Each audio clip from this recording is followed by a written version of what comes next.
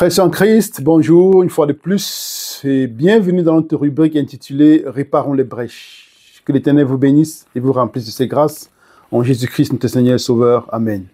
Aujourd'hui, par la grâce de Dieu, la brèche que nous allons essayer de réparer, par la grâce de Dieu, est en rapport avec l'état des morts et le titre de notre étude est « Prêcher aux esprits en prison », entre guillemets. Et avant de commencer, je vais vous inviter à prier avec nous.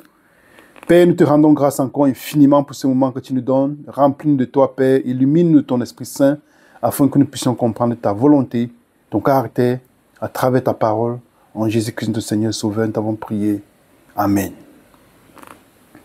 Donc, comme nous avons dit, en rapport avec l'état des morts, parce qu'il y a beaucoup de personnes maintenant qui sont, beaucoup de voix qui sortent, pour dire que, de façon encore plus amplifiée, que les morts ne sont pas morts.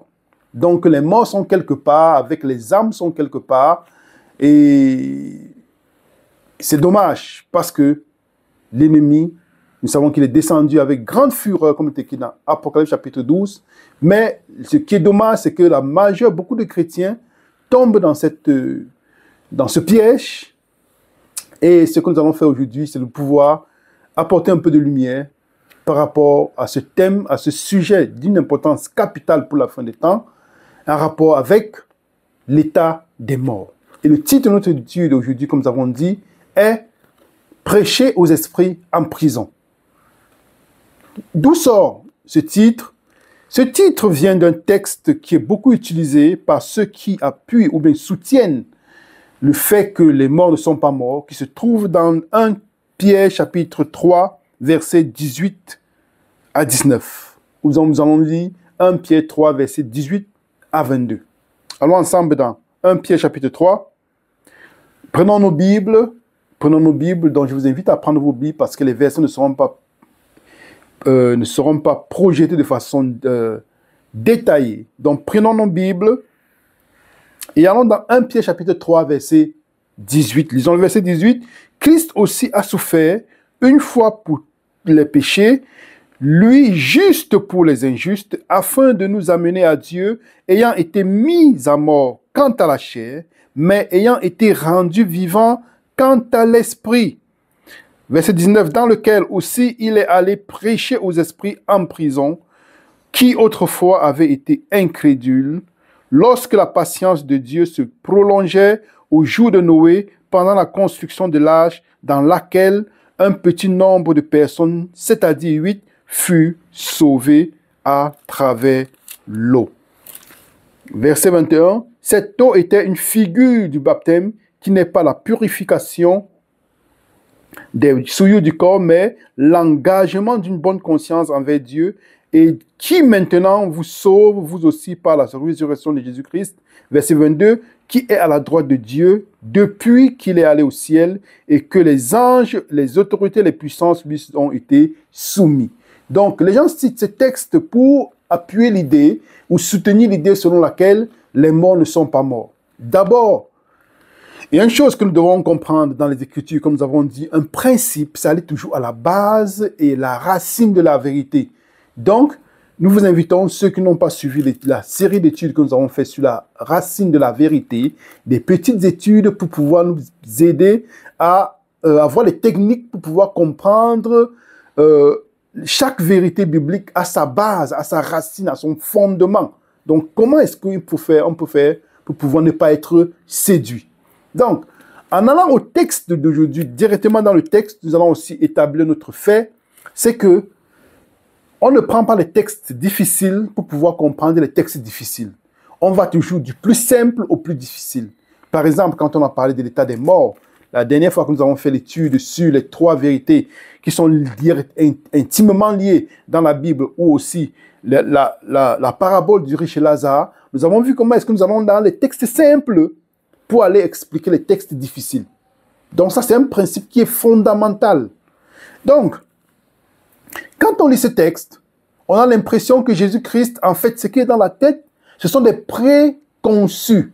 Je ne sais pas si on dit les préconçus. Oui, ce sont des préconçus qui sont dans la tête des gens qui lisent ce verset.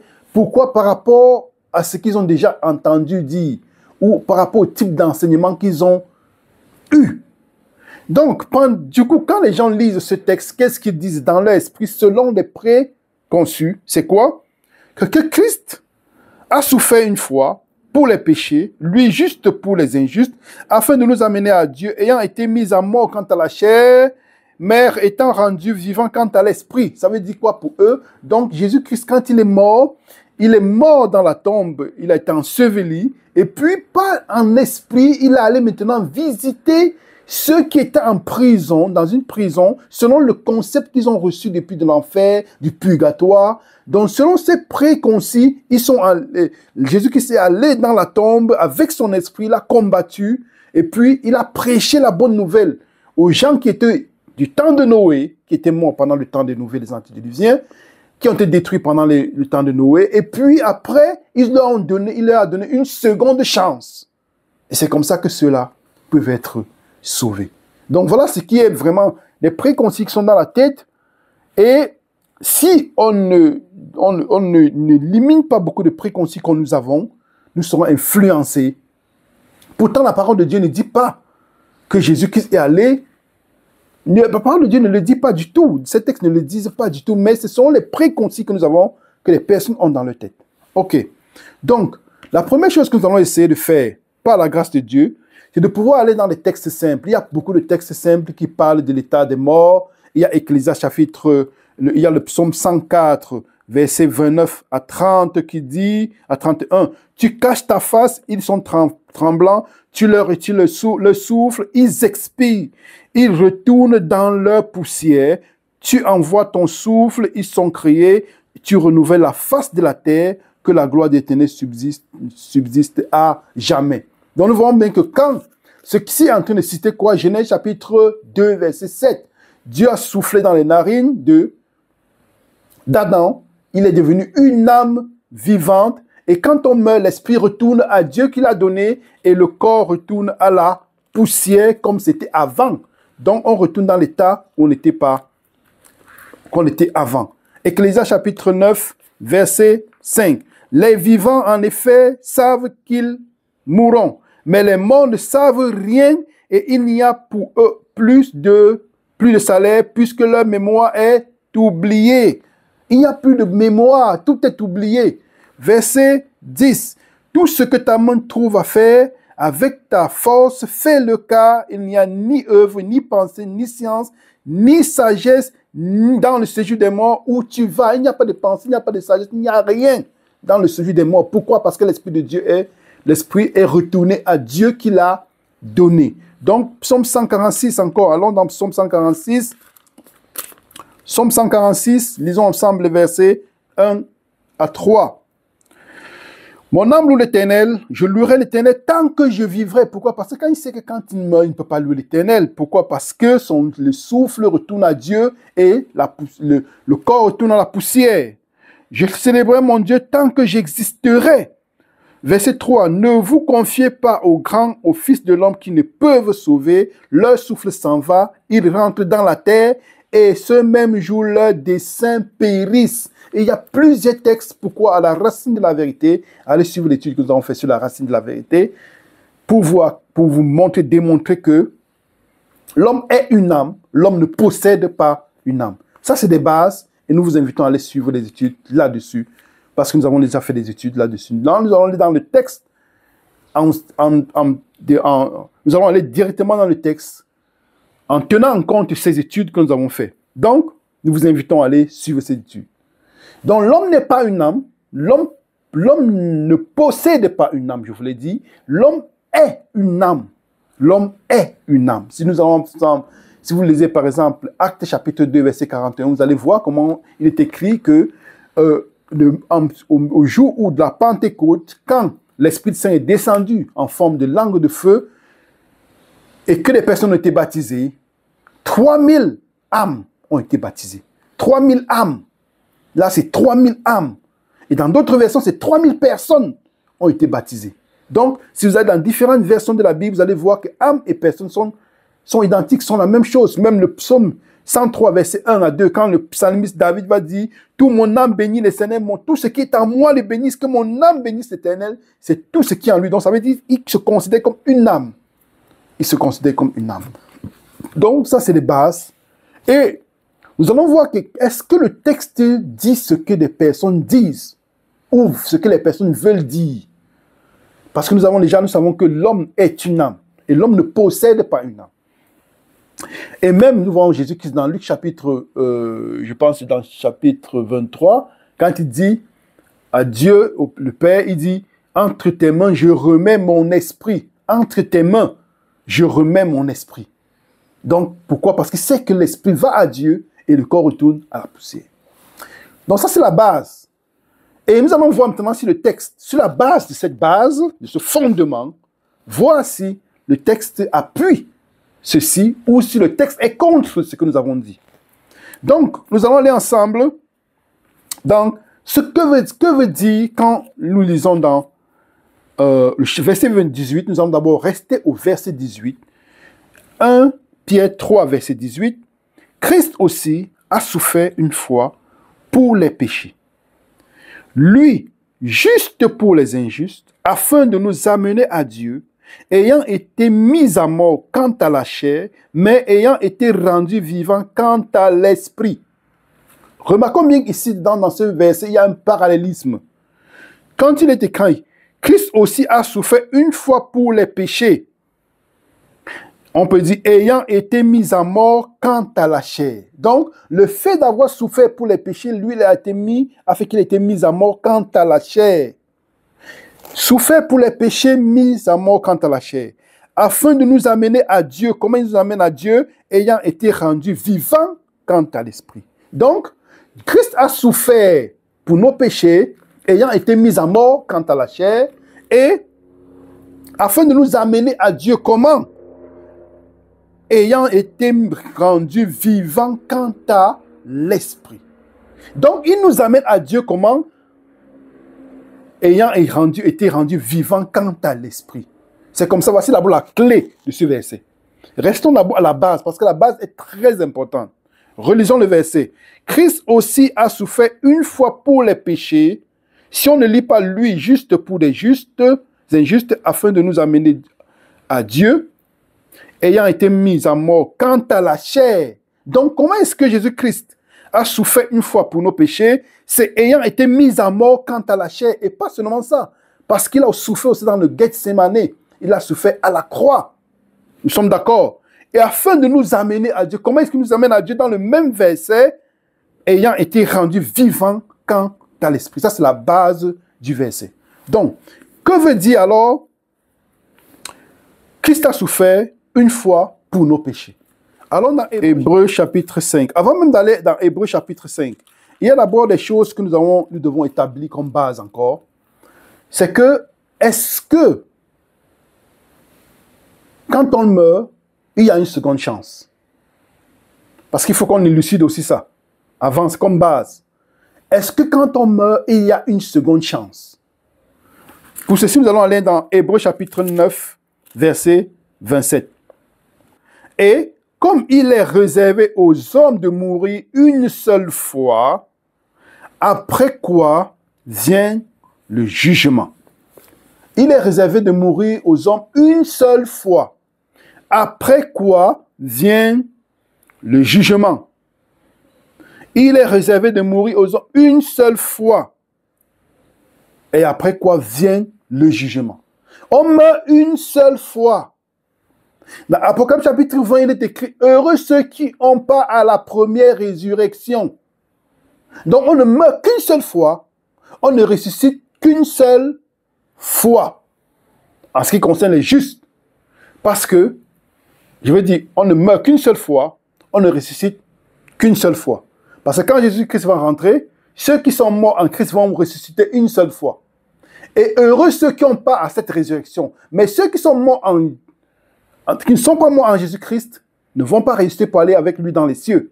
Mais ce que je veux dire, et ce que je voudrais qu'on puisse bien comprendre, c'est que quand on est mort, on meurt une seule fois et une seule fois. Donc, il n'y a pas de seconde chance. Nous vous invitons aussi à suivre l'étude que nous avons faite sur le riche, la parabole du riche et Lazare, que la parabole du riche et Lazare nous fait comprendre clairement qu'après la mort, il n'y a aucune autre chance. De suivre aussi l'étude que nous avons faite sur l'enlèvement secret qui démontre, on démontre vraiment que quand on meurt, il n'y a pas de seconde chance parce que la doctrine de l'enlèvement secret soutient une seconde chance après la mort. Donc, quand on meurt, on ne meurt qu'une seule fois et on ne ressuscite qu'une seule fois. Et allons ensemble maintenant, allons voir ensemble si, quand on parle de la fermeture du temps de grâce, c'est une seule fois aussi. Et vu que lorsqu'on meurt, comme dit le texte, et comme il est réservé aux hommes de mourir une seule fois, après quoi vient le jugement, donc, aussi sur la base de ce texte, le salut, c'est aujourd'hui. Donc, il n'y a pas de seconde chance. Et nous pouvons lire ensemble dans Hébreux chapitre 3, verset 7 à 8. Hébreux chapitre 3, verset 7 à 8. C'est pourquoi, selon ce que dit le Saint-Esprit, aujourd'hui, si vous entendez sa voix, n'endurcissez pas vos cœurs, comme lors de la révolte, le jour de la tentation dans le désert. Donc, quand on meurt une seule fois, comme nous avons lu dans Hébreux chapitre 9, verset 27. Et aussi, si on écoute sa voix, aujourd'hui, acceptons, n'endurcissons pas nos cœurs. Parce que le salut, c'est une seule fois. Et c'est aujourd'hui. Il n'y a pas une autre fois, une autre possibilité, une autre chance que Dieu nous donne. Et pendant le déluge, nous avons vu comment est-ce que dans Genèse chapitre 6, verset 5, si je me rappelle encore bien, nous voyons bien comment est-ce que Jésus-Christ, Dieu a retiré son esprit. Il a dit, mon esprit ne va pas continuellement demeurer avec l'homme. Pourquoi? Parce que les désirs de l'homme vont uniquement vers la chair. Les désirs de l'homme sont uniquement charnels. Donc, il n'y a pas de seconde fois. Si nous mourons que nous sommes charnels et que nous ne sommes pas morts en étant spirituels, des hommes spirituels, il n'y aura pas de seconde chance. Donc, ça, c'est le piège dans lequel l'ennemi veut que les gens puissent tomber de penser qu'il y a une seconde chance. Il a aussi parlé, l'ennemi aussi a suscité la doctrine du purgatoire, toujours pour appuyer cette doctrine, cette fausse doctrine selon laquelle il y a une seconde chance. Il n'y a pas de seconde chance, mes frères et sœurs. Donc, allons maintenant au verset 18. Nous avons lu le verset 18 et nous avons vu que si nous mettons, il y a un parallélisme dans le verset 18, nous voyons bien comment est-ce qu'il est écrit, Christ aussi a souffert une fois pour les péchés, et si, ayant été mis en mort quant à la chair, afin de nous amener à Dieu, ayant été rendu vivant quant à l'esprit. Donc, que veut dire Jésus-Christ a été mis en mort quant à la chair? Qu'est-ce que ça veut dire? Pour ceci, nous allons aller ensemble dans Hébreux. Nous allons continuer. Nous allons retourner dans Hébreux chapitre 5, verset 7. Hébreux chapitre 5, verset 7. C'est lui qui, dans les jours de sa chair, ayant présenté avec de grands cris et avec les larmes, des larmes, des prières et des supplications à celui qui pouvait le sauver de la mort, et ayant été exaucé à cause de sa piété, a appris, bien qu'il fût fils, l'obéissance par les choses qu'il a souffert, et qui, après avoir été élevé à la perfection, est devenu pour tous ceux qui lui obéissent l'auteur d'un salut éternel. Donc, c'est lui qui, dans les jours de sa chair, ayant présenté avec des grands cris et avec des larmes, des prières et des supplications à celui qui pouvait le sauver de la mort, ayant été exaucé à cause de la piété, a appris, bien qu'il lui fût fils, l'obéissance par les choses qu'il a souffert. Donc, Jésus-Christ est mort, et il est descendu, il a été enseveli, et il est mort à la croix. Il est enseveli dans le tombeau, et même avant la croix, dans le Gethsémani, Jésus-Christ l'agonie de Jésus-Christ avait déjà commencé avec des larmes et des supplications. Il est écrit ici, c'est où? C'est au Gethsémani, dans le jardin du Gethsémani. Donc, que veut dire Jésus-Christ dans Hébreux, retournons dans 1 Pierre chapitre 3, verset 18, Christ aussi a souffert une seule fois pour nos péchés. Il a souffert une seule fois pour nos péchés dans sa chair, la chair que nous avons, la chair dans laquelle nous sommes, vous et moi. Et que veut dire maintenant? Donc, que veut dire maintenant, ayant été rendu vivant quant à l'esprit?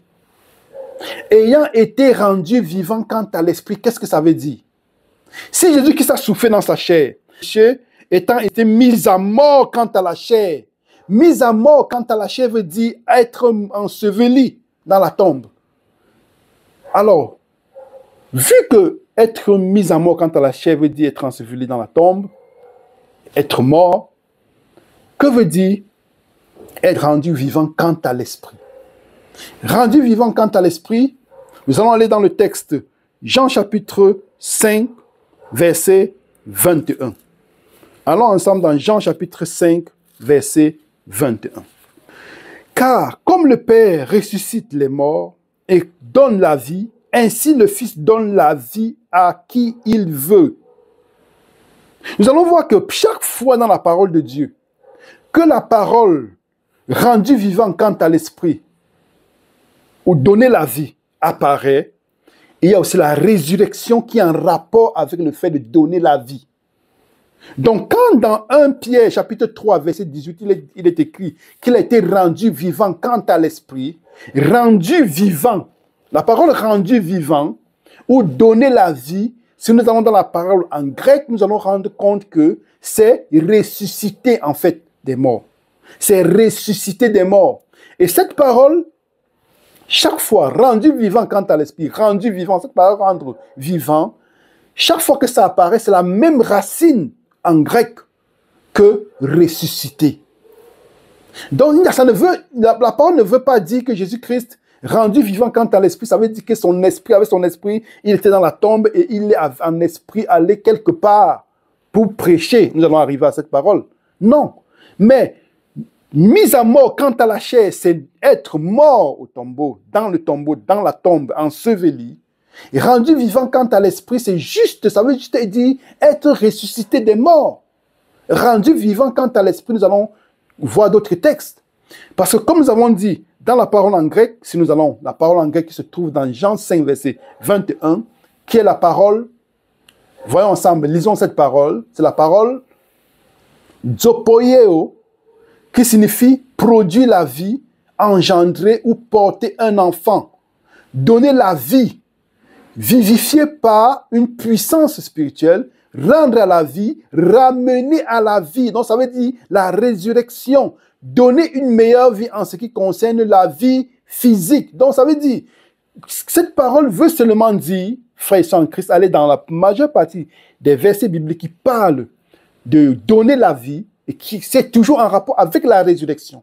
Toujours et toujours en rapport avec la résurrection. Donc on ne peut pas s'éloigner de la parole en grec, de la parole de la Strong dans la Bible, dans la version Strong, pour pouvoir comprendre le texte. Parce que le texte est un texte difficile.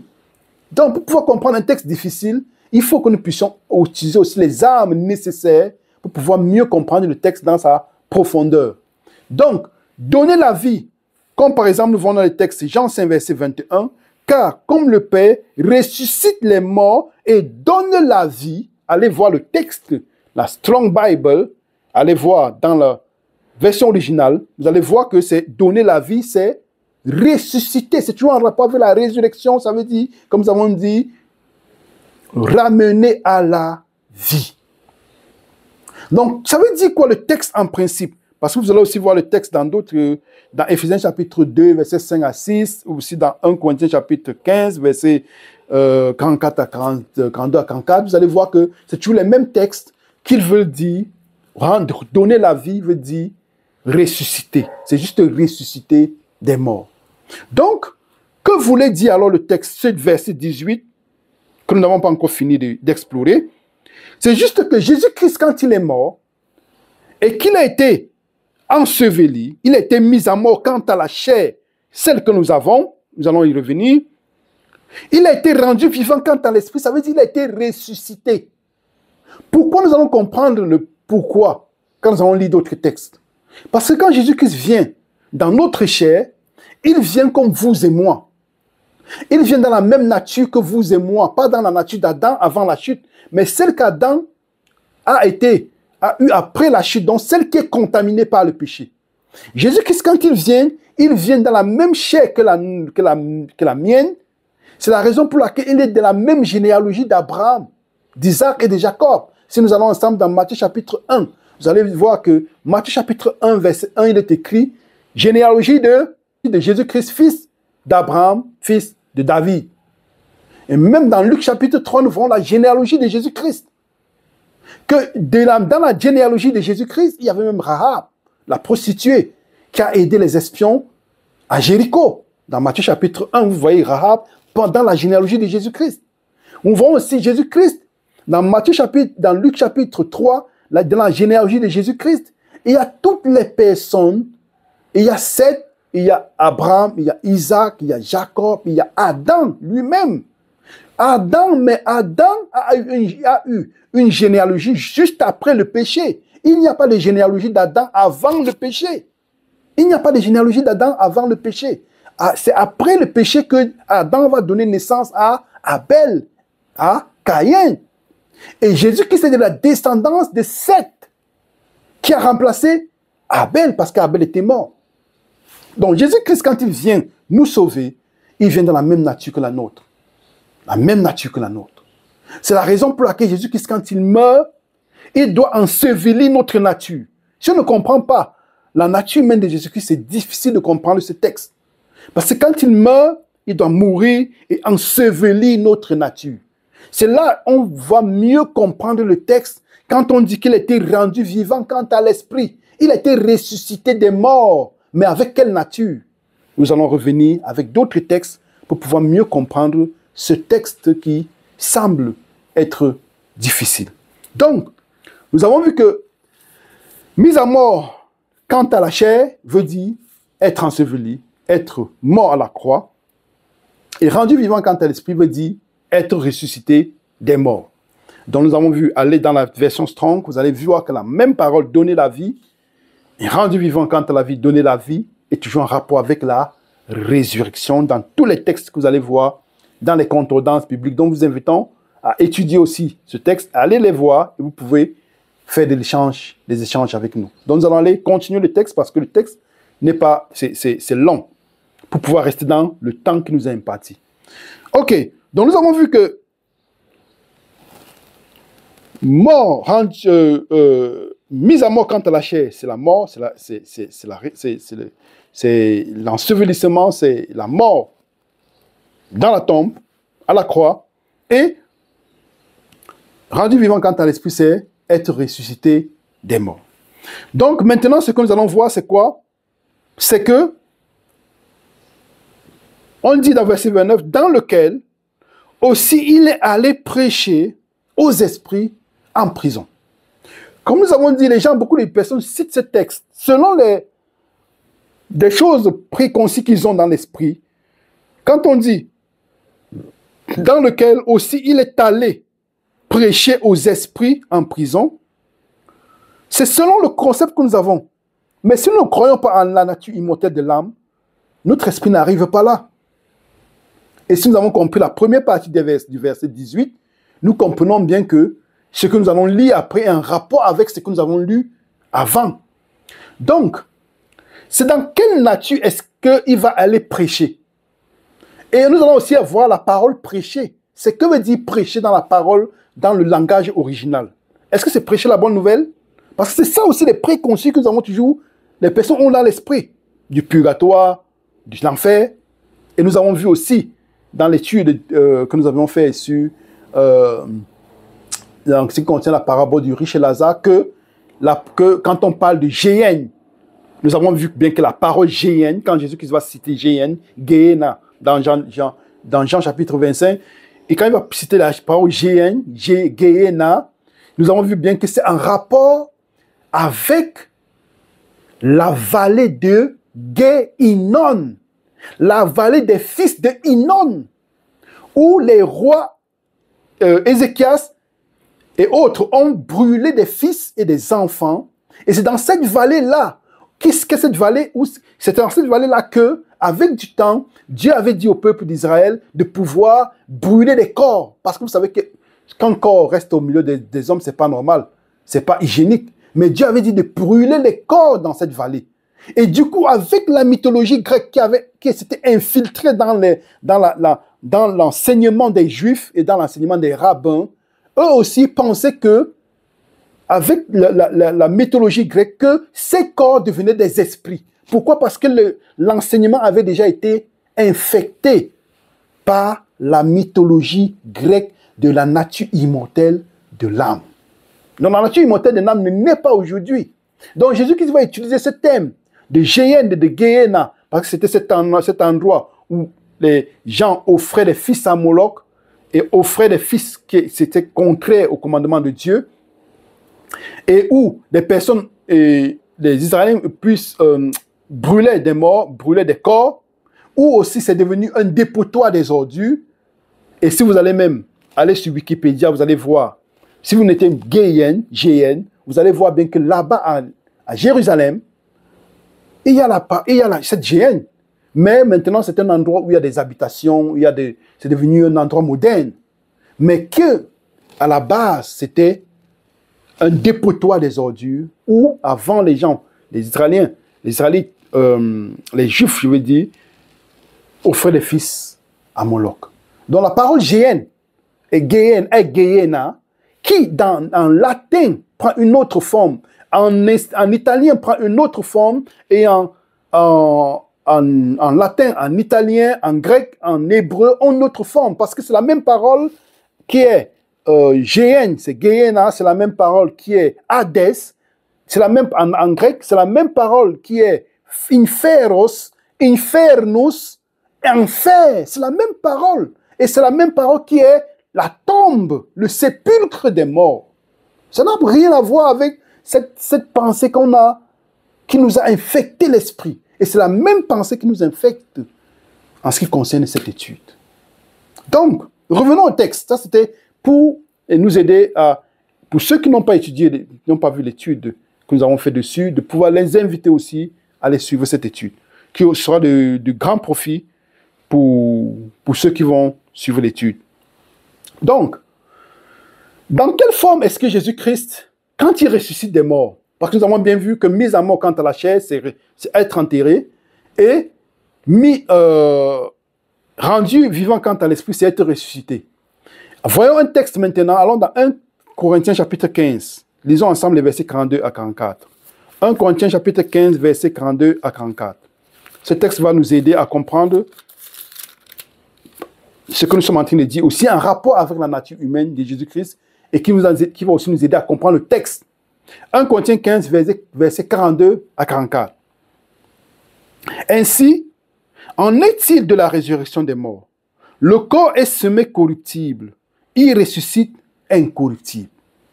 Notons bien, le corps est semé corruptible. Nous sommes comment corruptibles, oui ou non? Mais il ressuscite incorruptible. Donc quand nous allons ressusciter les morts, nous serons incorruptibles. Et comment sera notre corps? Allons au verset 43. Il est semé méprisable, il ressuscite glorieux. Il est semé infâme, il ressuscite plein de force. Il est semé corps animal, il ressuscite corps spirituel. S'il y a un corps animal, il y a aussi un corps spirituel. Maintenant, si on l'applique à Jésus-Christ, on va mieux comprendre le texte. Jésus-Christ, quand il est enseveli selon notre nature, avec notre nature. Nous avons bien vu que dans la généalogie de Jésus-Christ, il est comme nous. Donc, quand il vient, Jésus-Christ se baptise pour quel motif? Parce qu'il est dans notre nature. C'est la raison pour laquelle Jean-Baptiste ne veut pas le baptiser. Il va dire, non, c'est toi, je ne suis pas digne de te baptiser. C'est plutôt moi qui dois me faire baptiser par toi. Mais Jésus, qu'est-ce qu'il va dire? Fais-le, selon les Écritures. Pourquoi? Parce que Jésus-Christ représente le second Adam. Il a notre nature. Donc, quand il commence son ministère, il doit d'abord ensevelir cette nature dans le baptême. Et nous allons voir après que Jésus-Christ, quand nous allons continuer le texte, nous allons voir que cette nature que Jésus-Christ a été, et nous sommes baptisés dans la mort de Jésus-Christ. Donc Jésus-Christ, avant de commencer son ministère, Jean-Baptiste doit le baptiser. Pourquoi Jean-Baptiste doit le baptiser? Jean-Baptiste baptise Jésus-Christ parce qu'il est notre représentant. Il est le représentant de la terre. Adam avait perdu son autorité, sa propriété. Et Jésus-Christ, selon Lévitique chapitre 25, verset 25, étant donné qu'Adam avait perdu sa propriété, il fallait que celui qui avait le droit de rachat, lui, rappelez-vous aussi le Boaz, comment il va racheter, quand il va racheter Ruth. C'est une image qui représente, c'était une histoire qui reflète le plan de la rédemption. Quand Jésus-Christ va venir pour nous racheter parce qu'Adam a perdu une partie de sa propriété, il va falloir qu'il soit égal comme nous, de notre chair, notre propre frère. Donc, Jésus-Christ, quand il vient pour nous racheter, quand il vient pour nous sauver, il doit venir comme vous et moi, dans ma nature dans laquelle je suis. Donc, c'est pour ça que il est écrit dans 1 Corinthiens chapitre 15, verset 42, nous avons lu à 44, qu'il faut bien que le corruptible revêtisse l'incorruptible. Le méprisable se ressuscite glorieux. L'infâme ressuscite plein de force. L'animal ressuscite le spirituel. Il y a un corps animal, il y a aussi un corps spirituel. Rappelons-nous quand Jésus-Christ va paraître devant les disciples. Qu'est-ce qu'il va dire? Rappelons-nous bien, quand Jésus-Christ va paraître devant les disciples après sa résurrection, il va dire, il va dire que la paix soit avec vous d'abord. Et Jésus-Christ ne va pas sonner à la porte pour pouvoir passer les murs. Il ne sonne pas à la porte pour pouvoir passer les murs. Et quand il va entrer, la première fois, Thomas n'est pas avec les disciples. Mais la deuxième fois, quand Jésus-Christ va apparaître, qu'est-ce que va faire Jésus-Christ? Il a un corps spirituel. Il a un corps spirituel. C'est la raison pour laquelle il va dire à Thomas, touche-moi. Il va dire à Thomas, touche-moi. Allons dans le texte, nous voyons comment ce que Jésus-Christ va dire. Allons dans Jean chapitre 20. Jean chapitre 20, versets 24 à 27. Lisons d'abord les versets 24 à 26. Thomas, appelé Didyme, l'un des 12, n'était pas avec eux lorsque Jésus vint. Les autres disciples lui dirent donc, « Nous avons vu le Seigneur. » Mais il leur dit, « Si je ne vois dans ses mains la marque des clous, et si je ne mets ma main dans son côté, je ne croirai point. » Verset 26. 8 jours après, les disciples de Jésus étaient de nouveau dans la maison et Thomas se trouvait avec eux. Jésus vint, les portes étant fermées, se présenta au milieu d'eux et dit, « La paix soit avec vous. » Les portes étant fermées. Comment est-ce que Jésus-Christ a apparu devant les disciples? Les portes étaient fermées. Mais Jésus-Christ a apparu. Il apparaît dans quel corps? Dans le corps glorieux, le corps spirituel. Mais ce corps spirituel, voyons bien que ce corps spirituel a aussi une autre dimension. Parce que remarquons bien que, qu'est-ce qu'il va dire? Verset 27. Puis il dit à Thomas, avance ici ton doigt et regarde mes mains. Avance aussi ta main et mets ta main dans mon côté et ne sois pas incrédule, mais crois. Thomas lui répondit, mon Seigneur et mon Dieu. Jésus lui dit, parce que tu m'as vu, tu as cru. Heureux ceux qui n'ont pas vu et qui ont cru. Donc voyons bien comment est-ce que dans Jean chapitre 20, Jésus-Christ apparaît aux disciples dans quel corps? Nous avons vu dans 1 Corinthiens chapitre 15. Nous avons vu retournons dans 1 Corinthiens chapitre 15, frères et sœurs en Christ. Retournons dans 1 Corinthiens chapitre 15. Voyons bien si ça s'applique ici. 1 Corinthiens chapitre 15, versets 42 à 44. Ainsi, en est-il de la résurrection des morts? En est-il de la résurrection des morts? Donc, quand nous allons ressusciter des morts, nous serons comme Jésus-Christ, avec un corps glorieux. Pourquoi? Le corps est semé corruptible, notre corps corruptible, c'est ce que nous avons maintenant, et il ressuscitera incorruptible. Il est semé méprisable, ce que nous avons maintenant, il sera ressuscité glorieux. Nous aurons un corps glorieux comme celui de Jésus-Christ qui peut traverser les murs. Jésus-Christ est dans Jean chapitre 20, traverse les murs avec un corps glorieux. Il est semé infime, il ressuscite plein de force. Il est semé corps animal, il ressuscite corps spirituel. Corps spirituel, ce n'est pas un démon, ce n'est pas un fantôme. Ce n'est pas un fantôme, parce que Jésus-Christ va dire, touche-moi. Parce que les fantômes, ce n'est pas la même chose. Touche-moi. Rappelons-nous quand Jésus-Christ aussi, une autre fois, quand Jésus-Christ va marcher sur les eaux, les disciples vont avoir peur, ils vont penser que c'est un fantôme. Il dit non, n'ayez pas peur, c'est moi. Parce qu'ils pensaient que c'était un fantôme. Mais quand Jésus-Christ dit touche-moi, c'est pour démontrer je ne suis pas un fantôme. Donc, vous croyez en la nature immortelle de l'âme. Mais, touche-moi, je suis réel. Je suis réel. Donc c'est pour dire, vous voyez que Jésus-Christ même prêche la nature, que l'homme est mortel. Mais que pour que l'homme puisse revenir à la vie, il n'y a que la résurrection. La résurrection, c'est revenir de la mort. Il y a un corps animal, il y a aussi un corps spirituel. Verset 45.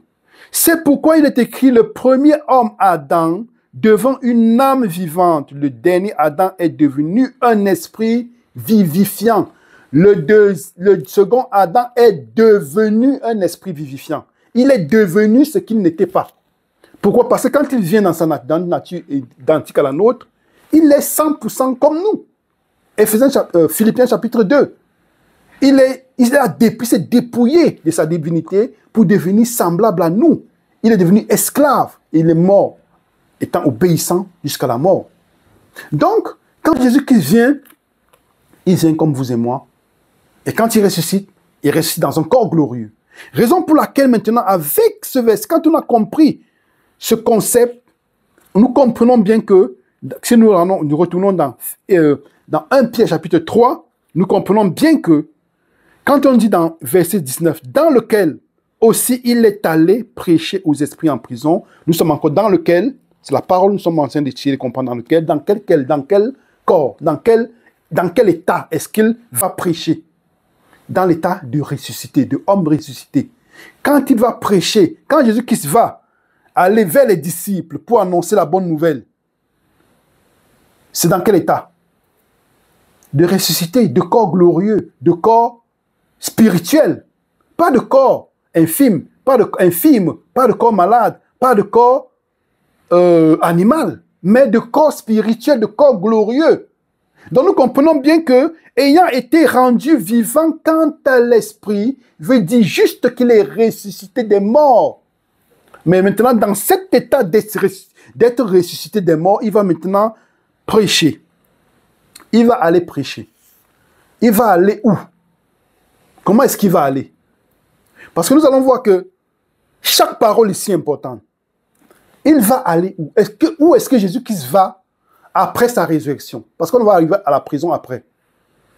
Quand Jésus-Christ ressuscite des morts, où est-ce qu'il va? Jean chapitre 20. Que dit Jésus-Christ à Marie? Ne me touche pas, je ne suis pas encore monté au Père.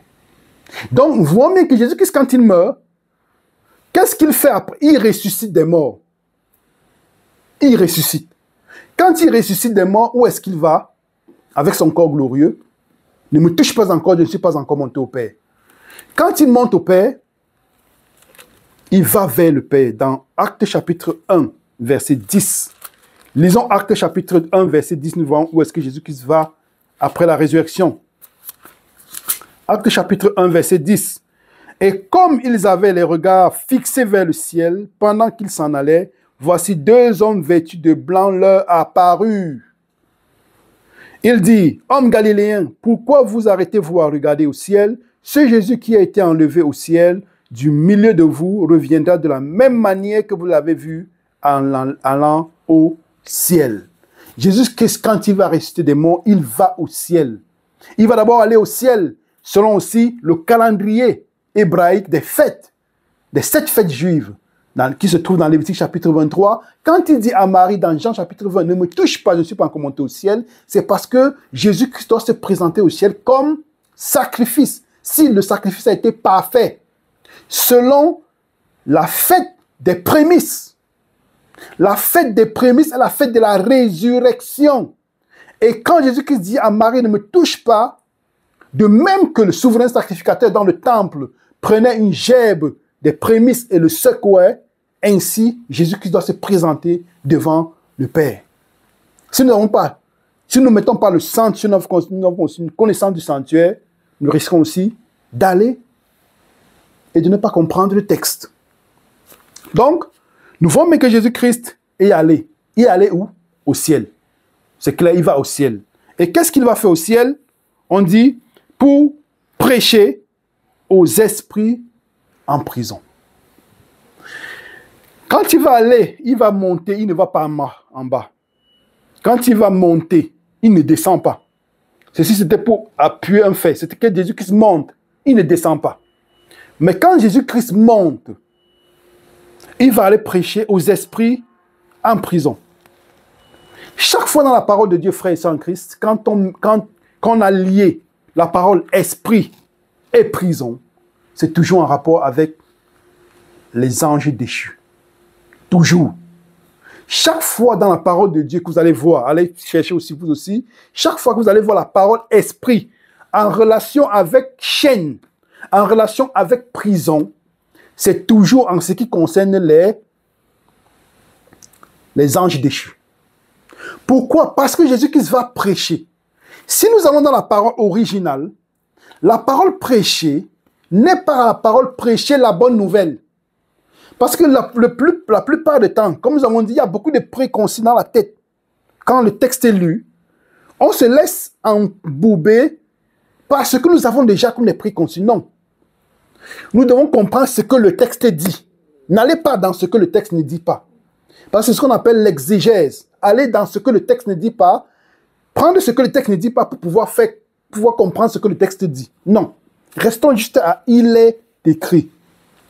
On dit qu'il allait prêcher aux esprits en prison. Ne disons pas qu'il allait prêcher la bonne nouvelle. Prêcher, qu'est-ce que ça veut dire?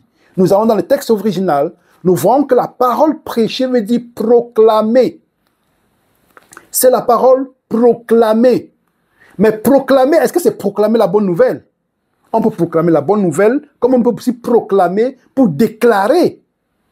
Donc, selon le contexte, ce n'est pas de proclamer la bonne nouvelle. Si nous allons, par exemple, aux esprits en prison, parce que prêcher et les esprits en prison vont ensemble, vont de pair. Donc, il va prêcher aux esprits en prison. Et chaque fois qu'on voit dans la parole de Dieu, la parole esprit en relation avec prison et en relation avec la parole chaîne, c'est toujours en rapport avec la puissance des ténèbres. Si nous allons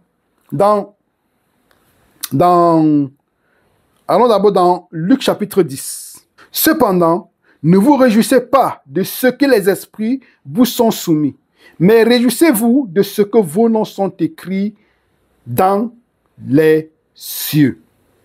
Réjouissez-vous de ce que vos noms sont écrits dans les cieux. Donc, quand on parle des esprits, ce n'est pas toujours l'esprit, les bons esprits. Quand on dit les esprits dans la parole de Dieu, l'esprit, il y a l'esprit mauvais et l'esprit bon. Donc, pour pouvoir comprendre la parole, je vais aussi considérer tout ce qui est dit dans le texte, dans le verset, par rapport à l'esprit. On dit bien que ces esprits sont en prison. Ces esprits sont en prison. Et quand on parle d'esprit, nous voyons bien ici, il est là. Cependant, ne vous réjouissez pas de ce que les esprits vous sont soumis. Lesquels esprits? Les esprits mauvais. Allons dans Luc chapitre 11, versets 24 à 26. Lorsque l'esprit impur est sorti d'un homme, il va dans les lieux arides pour chercher du repos. N'en trouvant point, il dit, je retournerai dans ma maison d'où je suis sorti. Et quand il arrive, il la trouve balayée et ornée. Alors il s'en va et il prend 7 autres esprits plus méchants que lui. Ils entrent dans la maison, s'y établissent, et la dernière condition de cet homme est pire que la première. Donc les esprits ne sont pas toujours liés aux esprits bons. Mais maintenant, quand on dit les esprits, le contexte nous dit qu'ils sont les esprits qui sont en prison. Allons dans la parole. Comme nous avons dit là plusieurs fois, la majeure partie, toutes les fois où on lit esprit et prison, esprit et chaîne dans la parole de Dieu, c'est toujours en rapport avec les esprits mauvais et les esprits diaboliques. Allons dans Apocalypse chapitre 20. Lisons ensemble les versets 1 à 4. Puis je vis descendre du ciel un ange qui avait la clé de l'abîme et une grande chaîne dans la main. Il saisit le dragon, le serpent antique, qui est le diable et Satan, et il le lia pour 1000 ans. Donc il le lia pour la prison, pour une prison. Donc on le lie pour 1000 ans, on a les chaînes. Il le jeta dans l'abîme, ferma et scella l'entrée au-dessus de lui, afin qu'il ne séduisît plus les nations jusqu'à ce que les 1000 ans fussent accomplis. Après cela, il faut qu'il soit délié pour un peu de temps. Donc, nous allons voir plusieurs fois dans la parole de Dieu, quand esprit, on parle de chaînes en rapport avec les esprits, de tous les esprits mauvais. Allons ensemble dans Jude 6. Jude a un seul chapitre. Allons en verset 6. 5 et 6. Je veux vous rappeler, à vous qui savez fort bien toutes ces choses, que le Seigneur, après avoir sauvé le peuple et l'avoir tiré du pays d'Égypte, fit ensuite périr les incrédules. Verset 6. Qu'il a réservé pour le jugement du grand jour, enchaînés éternellement par les ténèbres, les anges qui n'ont pas gardé leur dignité, mais qui n'ont abandonné leur propre demeure. Nous voyons bien que la parole esprit et la parole en rapport avec la parole chaîne est toujours liée. Ou la parole prison aussi est toujours liée aux esprits démoniaques. 2 Pierre 2, verset 4. Allons ensemble, lisons encore notre texte. 2 Pierre chapitre 2, verset 4. 2 Pierre 2, 4 et 5. Car si Dieu n'a pas épargné les anges qui ont péché, mais s'il les a précipités dans les abîmes de ténèbres, il les réserve pour le jugement.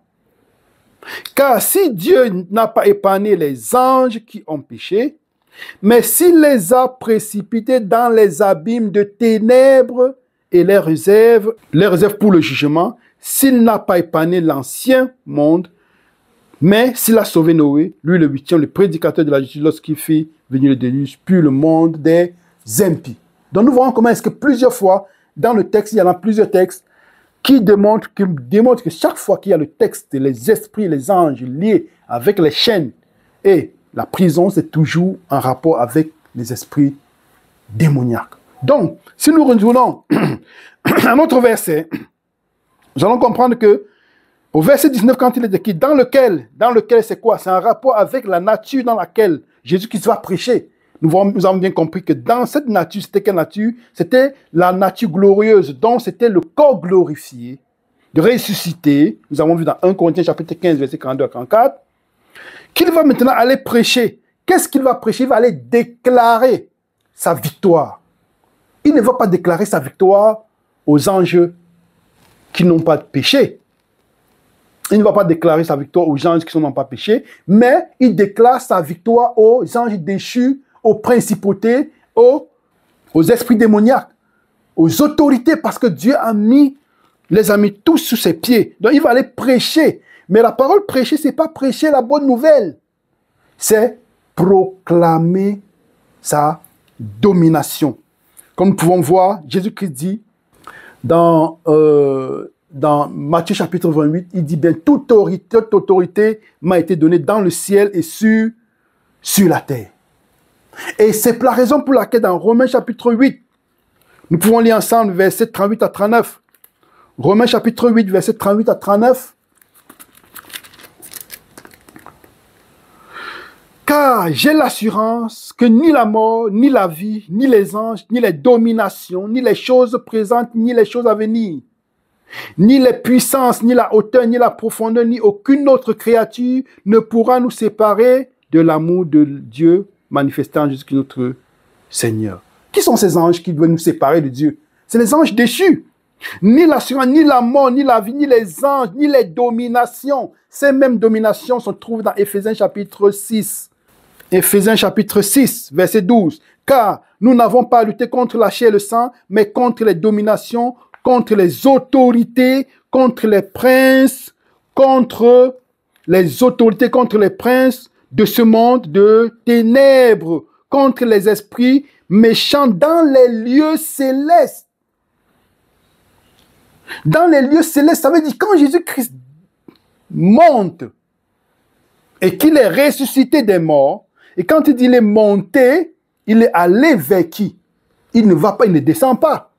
Il monte pour proclamer sa victoire. Sa victoire à qui? Aux anges déchus, aux dominations des ténèbres, aux autorités, aux princes de ce monde des ténèbres, aux esprits méchants qui sont dans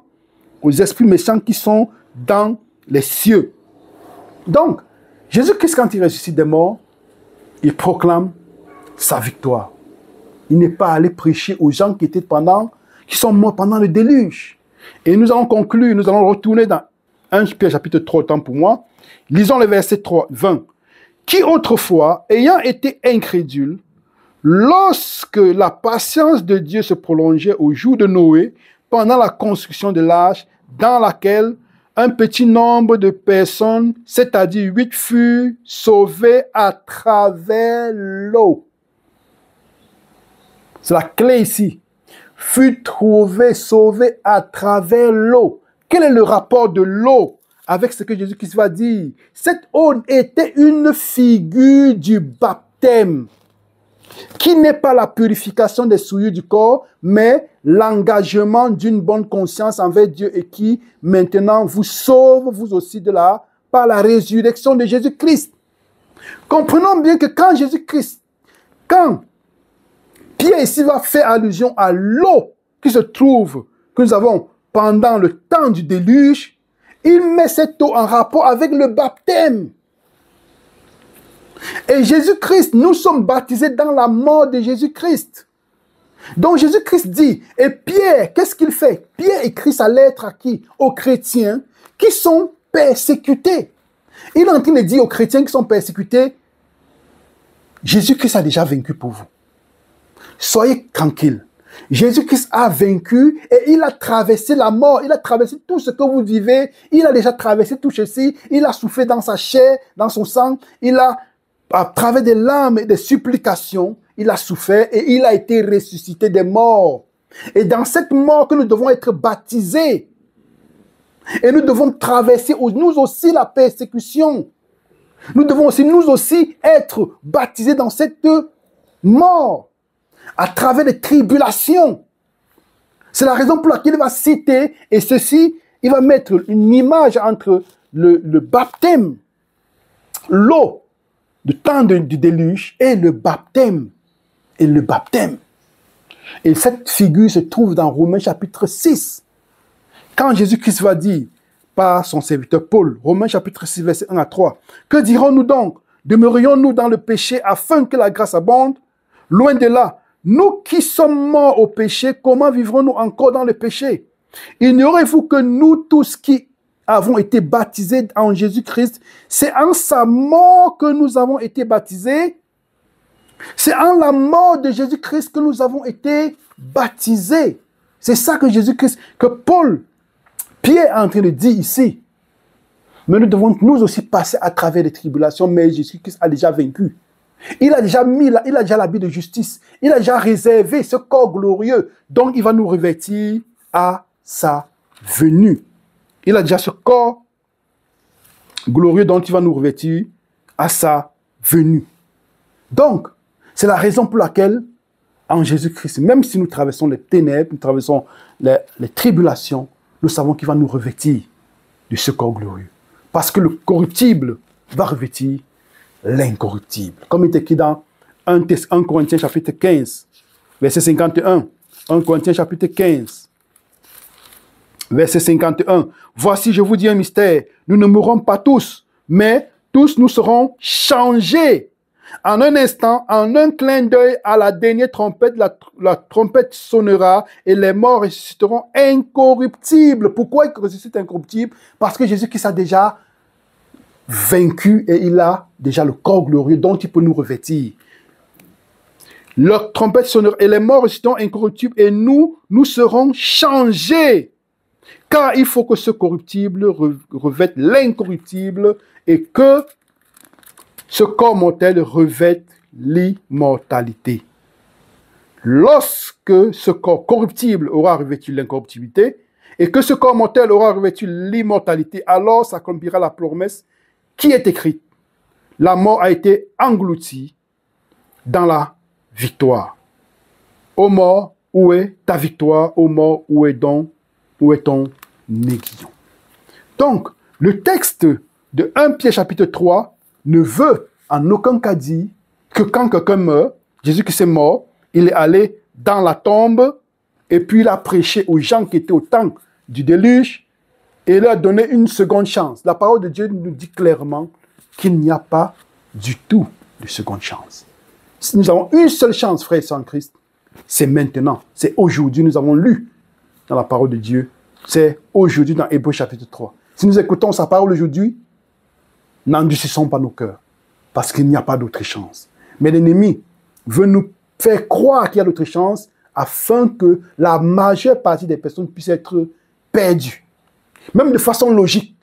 Est-ce que c'est logique de suivre quelqu'un qui vous dit qu'il n'y a pas de chance, de seconde chance, et que vous vous préparez à nouveau, et que vous vous préparez assez pour pouvoir être digne d'entrer dans le royaume des cieux par les mérites de Jésus-Christ, ou c'est mieux d'écouter quelqu'un qui vous dit qu'il y a une seconde chance, et qu'à la fin vous vous rendez compte qu'il n'y a pas de seconde chance.